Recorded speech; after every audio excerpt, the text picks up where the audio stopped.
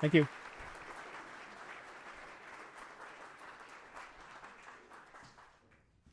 Thank you. Happy to be here. How many is this your first event of this sort with CBMC?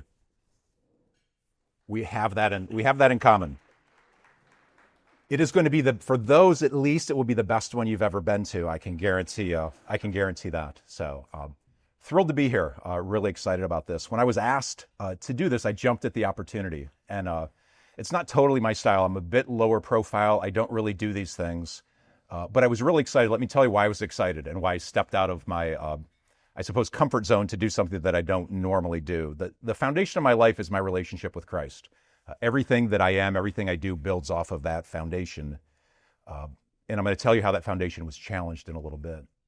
The story of Job in the Bible, many of you know, and it's a super important story. The story starts, for those of you that know it, bear with me, but it starts with God effectively talking to Satan and saying, look at Job, what an amazing man he is. Look at his character. Look how he has all of his values in the right place. And Satan challenges God and says, well, basically, Job is like this because you have a hedge around him, Bible term, hedge around him. You've protected him and blessed him.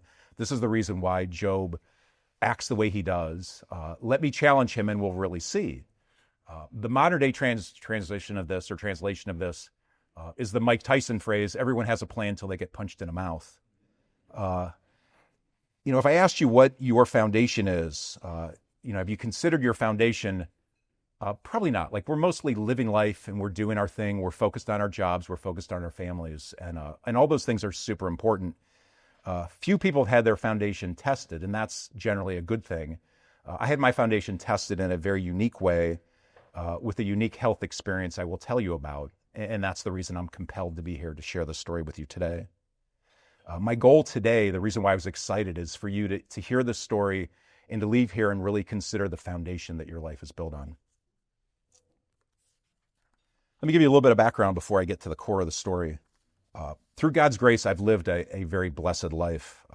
At our firstborn's wedding, I gave the best father of the bride speech I've given. I was also the only father of the bride speech I've given so far, and I started the speech by saying I've made three really important choices in life: Jesus, my wife, and my parents. Parental selection is not really a skill, but I like to claim it as a skill of mine. I was blessed with amazing parents. My mother is here. My father is in heaven today.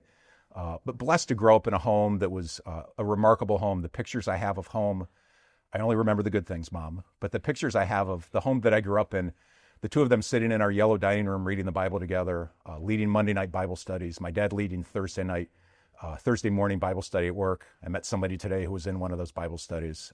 A remarkable home that I grew up in, one of my great choices, the parents I had. I married my high school sweetheart. We started dating. She's obviously here and her parents are here, but we started dating when we were 14 and 15. 33 years later, we have three wildly successful children. In our definition, successful children is children whose character is strong and their life is based on Christ. And that's success for us. They're successful in ways of the world as well, but to us, that's what success is with our children. I raced through college as quick as I could. I didn't really love going to class. I spent 3 years-ish at Wheaton College, mostly playing soccer. We made it to a Final Four, Division III, when I was at Wheaton. I got an MBA at Case at night here in town, and my recurring nightmare that recurs to this day is that I can't find the bookstore and I can't find the room where the exam is. And while it's a nightmare, it's not too far from the truth. But that was not an example for my children. I can tell these stories now that they're basically done with college. 20 years ago, I was involved in helping start Cleveland Research Company here in town, also another low-profile enterprise. About 160 people worked at this company. My partner and I spent about a year planning starting a different business and a better business based on some very serious values and principles that we wanted to stand on. We took a year planning this business. On a Friday night, we walked across the street, gave a presentation on the 6th floor, and said, this is the business we want to build. Apparently, it was a good presentation. 40 people resigned over the weekend, and we started Cleveland Research Company, and that was 20 years ago. Today, there's 130 people. We've had roughly 5 people leave in the last 3 years. It's a firm with uniquely low turnover and exceptional culture.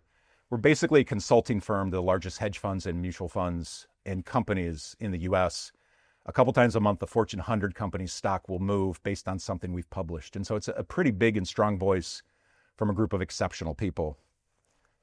That's what I do for a living. I consider myself a uniquely healthy person. I haven't had red meat since I last had a burger at Skyway in 1988. It was good. I remember that, but I didn't have to go back. I've never had a drop of alcohol. My best friend is here today. That was a pledge we made when we were young that we wouldn't, and haven't, and that's okay. But that's part of being uniquely healthy.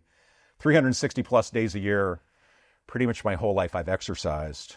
In 2015, I started riding a bicycle. A couple friends are here today who got me into this bicycle. Story started good. You'll hear how the story ended. But my knees had basically been shot from all of my athletic endeavors, and all I was left to do was ride a bicycle. Audrey referenced it a little bit. So for the next 5 years, I rode my bike 15,000 miles each year in those 5 years, which is apparently a lot. My wife reminded me. COVID showed up, and I had 2 knee replacements during the cover of COVID, and that knocked me back to about 12,000 miles a year. And that was my cycling career. I traveled about 120,000 miles on a bicycle over 9 years. When you do the math, 15,000 miles, 365 days, it's 40 miles a day, every day. I had thought I had checked all the boxes for memorable experiences on a bicycle. I was asked earlier, rode a lot of Tour de France routes in France and Italy and Spain, some epic rides up Pikes Peak in Colorado to 14,000 feet, Costa Rica, rode up a volcano 10,000 feet in Hawaii. And so I had done a number of amazing things on a bicycle. I thought I had done them all, and I'll tell you in a minute. There's a lot of verses in Scripture about the temporary nature of life. And like most people, when you hear about the temporary nature of life, every day's a gift. We're not going to live forever. Perhaps like you, I would nod my head and say, yeah, that's probably true, but I didn't dwell on it much. And I think that's okay. Luke 12, there's a parable. The parable starts with 2 brothers arguing about their inheritance from their father. The parable then pivots, and Jesus tells a parable about a farmer with first world problems. And what this means is a farmer who's got a huge crop, and as he's watching this crop come in, he says, I don't have big enough barns for this crop. What a problem I have. What am I going to do with this crop? I need more barns for this crop. He's also struggling with what to do with his retirement. Where am I going to go with this retirement? And so he's thinking about the fruits of his labor. He's worked so hard for this huge harvest. Where am I going to store this? What am I going to do with retirement? Probably responsible planning type things of somebody who's successful in the farming business. There's an abrupt turn to the story. The story turns with a farmer then dying that very night. And there's a parable in the Bible for a reason. I felt like this never applied to me. I would read one of these stories like many in the Bible and thinking like, I'll be okay. That doesn't really apply to me. I'll focus on a big harvest and bigger barns and my inheritance like most normal people. July 31st, 2024, so this is about 18 months ago, I left at 4:50 in the morning for my daily bike ride, the Wednesday loop. On Monday, I was on my own. On Tuesday, I was by myself. And on Wednesday morning, I was by myself. Up the driveway, take a right. I go down in the valley in Akron. I come up Ira Road. And I come back down Hametown Road. And at the bottom of Hametown is a stop sign. And then I take a right turn and I go the last 200 yards to my house. The story I don't remember, my Garmin tells a chunk of the story that my heart rate coming down this hill I coasted on Hametown, 117, 120, 150, 154, 153, 153, 0. And zero, proper response. In case you need feedback. Zero, not a great number. And 4 days later, I woke up in the hospital. And unbeknownst to me, I wake up in the hospital, and I've watched the video a number of times. I watched it again this week. And Claudia, my daughter, is explaining to me as I woke up what happened. And my response to her is like, is this a true story? And my other response is like, I probably was in heaven. And so the story goes like this. Bridget, properly seated in the front row here today, lives up the street. Bridget, on a Wednesday morning, driving her way to work, had recently gone through CPR training. She's a nurse. But as she was coming down Hametown Road, the hill that I had coasted down, I saw a car stopped, a man standing there smoking, and then noticed some fella flopped over in the middle of the road. And so Bridget, responsible as she is, stopped her car, barged past the guy smoking the cigarette, and started to give me CPR there on the road. Found me, as she describes, gray and cold and no pulse, laying there in the road. World-class CPR. I ended up with broken ribs, which is a small price to pay for me being here today. I thank Bridget for that. The other co-star of the show, the Bath Fire Department, I cooked a nice meal for. They came and assisted in saving my life. When we cooked a meal for them, I asked them, I do research, so I'm always asking questions. And I said, so, your history of these things, like, what's your record? Like, how's it gone? I'm a numbers guy as well. And they said, you're the first guy we ever survived off of being dead on the side of the road. The police left the scene, again, 200 yards from my house, went up the hill, pulled down the hill in front of my house. And my wife, 6:30 on a Wednesday morning, is letting the dogs out. A policeman comes down the driveway and rushes to my wife and says, your husband's been in an accident. You need to get to the ER. And my wife asks, is he alive? And the policeman says, you need to get to the ER, and doesn't answer the question. Again, not the Wednesday morning start she expected. She drove with my daughter, Camille, to the ER a couple miles away, found me there, hooked up the machines, unconscious, and unbeknownst to her what kind of condition I was in. Not good condition, that was clear. Stayed there for a small period of time and then got life-flighted in a helicopter from there to Akron General Hospital. For 4 days, I was effectively in a coma. And it was unclear, was I ever going to wake up? And if I did wake up, 9 minutes with no oxygen in my brain, what kind of shape was I going to be in? A lot of uncertainty. I learned what happened is I effectively died from VTAC, which I didn't know what was. Most people don't. But VTAC is when your heart turns off. If you think of when the electricity goes off in your house and everything is quiet just like that, this is what happened to me. It all turned off. My heart went to zero. The blood stops pumping, and that's the end.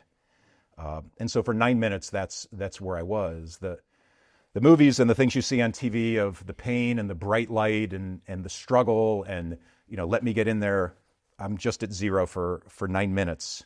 And that was what happened on that day. For many, this would be an experience that would test your foundation, clearly.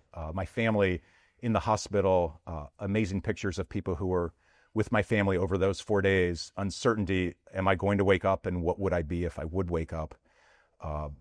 People who visited them over those days saw their faith sustain them. And what that means in terms of sustaining them is the confidence that if I never woke up, I would be in heaven. And so sad for the situation, but also confident that I would end up in heaven. The faith sustaining them also is their trust in God is foundational. And that means the God who created earth sent his son to die for us, had a plan. It was me either waking up on earth or waking in heaven. And that was the plan that they trusted in. Again, their foundation tested within that and sustained them. My kids kept a log of things that I said when I was in the hospital. Proudly, most of them are largely appropriate. There's a few that are right on the edge and entertaining. Someday I may share some of those. But one of the quotes in that was, I know that God has a plan, and I don't particularly like this plan, which is, a pretty reasonable thing to say. And at that point, I very much meant it. And it's interesting, as I prepared for this talk, over the last 18 months, I felt that way, and now I feel like, I'm in this room for that reason. And so I think that God's plan makes sense. I think there's a reason why I went through this. And I've never called it an accident once. We never know exactly what to call it. It's a health experience. But I don't think it was an accident. I think it was God intentionally had me go through this. And I'm learning more and more every day what that's about. I'll never be healed or recovered from this. I learned I have a scar in my heart. I took a genetic test where they said I have a genetic abnormality of unknown significance. I obviously corrected them to say, I'm familiar with the significance of this abnormality. It's not unknown. It's pretty clear. They installed a device in my side before they let me out of the hospital, August 3rd. And they said, this will protect you. 2 weeks later, I was on a bike, a Peloton in Virginia, moving our daughter into law school. And I fell off the bike, and it zapped me 3 times and brought me back to life. And so I live every day with that. So the Bath Fire Department is one for life, and the device for me is one for one. And so I am appreciative of that. I've had one epic surgery at the Cleveland Clinic to attempt to heal me. I take 6 pills a day. I have a doctor interaction once a month. And people ask, like, how are you? Are you okay now? And I say, again, I'm analytical, so forgive me. I'm like 92% good. And I think that's pretty accurate. And so I do think God has me where he does now, where 4 or 5 times a week I feel my heart race and I wonder, like, is this it? And that requires that I trust in God. And again, I don't say this was a mistake. I say this was by design and intentional. The experience is still surreal and not at all believable to me. My mom stenciled in yellow on the mirror growing up. I quoted it to somebody earlier today, the will to win is the will to prepare. And so my whole life has been meticulously planned, meticulously laid out. Every bit of what I do is like very thoughtfully put together. In the hospital, there's another video, marginally not proud moment of, I lived a life of health and here's where I am. Again, all of the healthy things I've done, I'm not the guy who's supposed to have a heart problem. And I did. It's still hard to believe. And here I am. I've written some would call it a journal, but I'm not that comfortable to say I journal. And so it's a book to me that seems a little more manly. I'm okay with journaling, but I'm not for me exactly. It's okay though. And again, I'm a bit of a lower profile person. And so people said, like, could I see your book? And I don't know that it'll ever make it out of the computer. The working title of the book is Learnings from My Post-Death Experience. I thought I would share some of those with you today. It's better to hear the book than to live the story, most likely. And so this is the better path. The first section of the book centers on how I've spent my time. And as I thoughtfully look back on my life, there's 2 main areas that stood out as highlights. Had a lot of time, a lot of bed rest, a lot of not being able to drive a car, a lot of doing nothing post this experience. And so as I reflected and reflected and reflected on the highlights of my life, and it wasn't to repent, it was just to say, like, how have I lived my life? What have I done with my time? By the time I was done, what endured and made the 2 highlight list. One was the time I've invested in others, especially investing in them to make them consider Christ or encourage them to consider Christ. And then the second was meaningful time that I spent with my family. So a lot of things that are not on the highlight list. Helping build Cleveland Research Company is a great accomplishment. It's not on the list. We have as Audrey mentioned, a very fun hobby farm in Bath, Ohio that I spend a ton of hours on. It's a blast and fantastic and fun, not on the list. We're spending time creating a second home in Naples for our family and for our friends, not on the list. All these are good things, and life is full of a lot of good things, but the things that really matter are those first 2. You may remember in the movie Gladiator, Russell Crowe says, what we do in life echoes for eternity. And it's a pretty powerful line. As I look back on my life, the list wasn't as long as I hoped on what really would echo for eternity. And I think that God made everything for our enjoyment, Scripture says. But what really echoes for eternity is what I was encouraged by. I also felt, in my defense, thought I had more than 54 years, and that was a learning. So well-known line at the end of Saving Private Ryan. Tom Hanks and his team have spent their life saving Private Ryan. Spoiler alert, I assume you've seen it by now. And if you're not, that's okay. But he his dying words to Private Ryan are, "Earn this." And the miracle of Bridget, as she walked in tonight, I said, we wouldn't be here were it not for Bridget. And I mean that and appreciate that immensely, how God worked through you. But the miracle of Bridget, the miracle of having a second life, it makes me question why. Like, there's people who have my experience, as the Bath Fire Department attested to, and they don't make it. Like, why did I make it? Like, why was I saved? Why is my brain not scrambled? It makes me question that. And I connect that with Saving Private Ryan, and it creates motivation for what I'm going to do with the second chapter in my life. My life verse comes from 1 Corinthians 15:10. It says, "By the grace of God, I am what I am, and his grace towards me was not in vain." It's a verse I used to have stenciled on one of my bicycles. His grace towards me was not in vain. My life is full of examples of, by the grace of God, I am what I am. The success I have in life is not from my own doing. It's from the grace of God that I was born to, like, the 2, no offense, best parents that you possibly could have, that I married, no offense, the best woman that anybody could possibly marry. My whole life is full of these amazing blessings, which is by the grace of God. And that's the second chapter of my life is also by the grace of God. And so as I think about where I'm going from now, and I reflect that the greatest grace of all was the gift of his son on the cross, That's the foundation of my life, and that's what I'm compelled to share with you today. The second section of my book centers on what I want to do more of. Every day is a gift. People say that. I don't know if it's on a coffee mug. It wouldn't be a great coffee mug, but every day is a gift. And you don't need my experience to know every day is a gift, but I know it very clearly every day is a gift, and I can be a bit of a reminder for that. I like mission statements. At our company, we've got an orange card that is the mission of the firm. 3 points on the orange card. It gets referred to probably every day. Every strategic decision is driven off of these 3 principles on this orange card. As I look at the second chapter of my life, my mission centers on doing things that are going to echo for eternity. And I'm making some changes in my life to make sure that I'm aligned with what that looks like. So let me now get to the point. That was a little bit of the point, but let me really get to the point. 18 months ago, I died, and by the grace of God, I was given more time. As I said earlier, friends said, like, if it can happen to that guy at 54, like, it can happen to anybody.